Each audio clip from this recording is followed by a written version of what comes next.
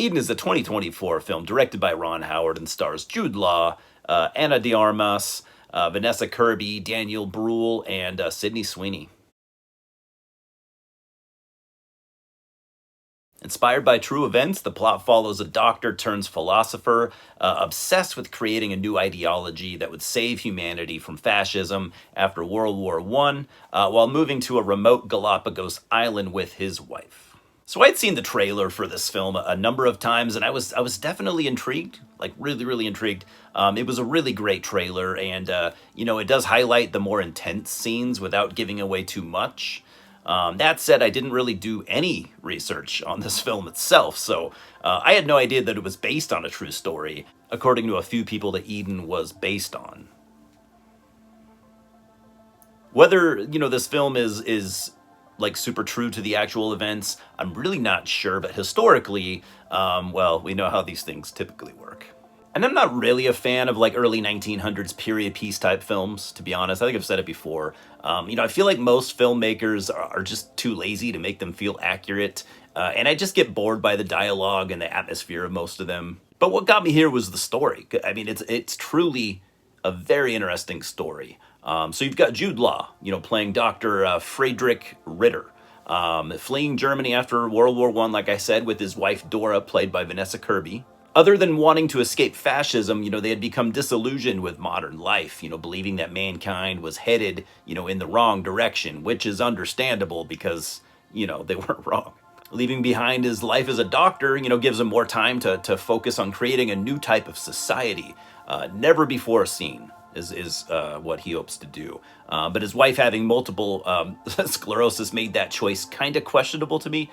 I don't know how MS was perceived back in, in the 30s. So maybe, I don't know, maybe doctors didn't think it was as serious as it is. I'm not sure, but I felt like that was kind of a big deal. And he's also, it does tell you about I think it tells you a little bit about his character too. He's also been writing pieces of philosophy and sending them to Germany, which were being published in newspapers, much to his surprise. And with many Europeans left rattled from the war, some were looking to leave, and some decided to follow Friedrich and Dora to the Galapagos island called Floriana, which was previously completely uninhabited by humans, at least in this film. I'm not really sure what the island really looked like back then, but I assume it was uninhabited. It's kind of rough terrain. Doesn't look like an easy place to live by any means. This irritates them because, they wanted to remain alone on this island, and even felt kind of entitled to living there by themselves, justifying it simply for the fact that they were there first. Oh, colonialism. The first to arrive were the Whitmer family, played by Daniel Bruhl, Sydney Sweeney, and Harry, their son, played by Jonathan Tittle. The Whitmers, they're just good people, man. Heinz was a former soldier who had been working a government job in Germany, and Margaret has just found out that she's pregnant, which is fucking scary enough by itself, of course, but giving birth on an island that is barely livable is just nerve-wracking to the max, man. And adding to that, Harry has some sort of disease, I want to say tuberculosis. I don't know, something with a T. So that sounded pretty serious. Something bad, right?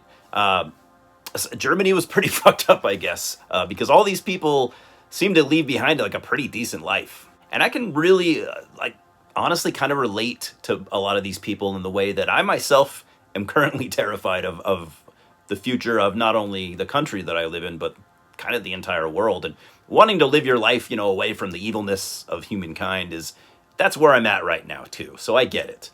But, people gonna people, and stories of people working together to be better are rare, right?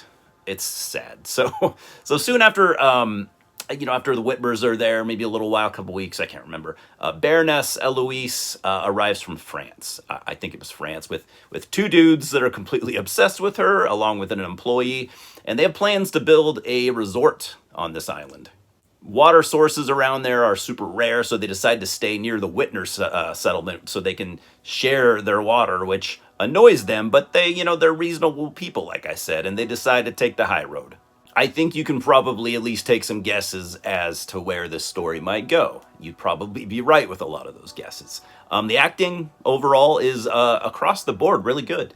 The highlights for me would be Sydney Sweeney, Daniel Bruhl, and Jude Law giving it like a almost like Willem Dafoe-esque performance.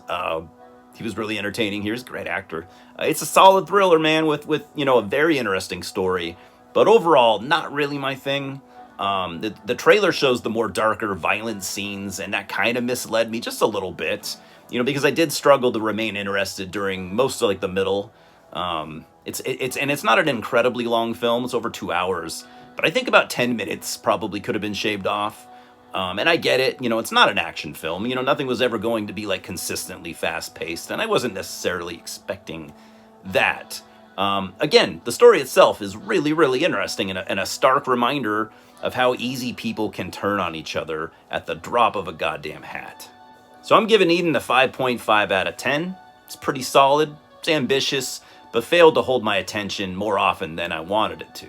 Cheers, guys, and I'll see you at the multiplex.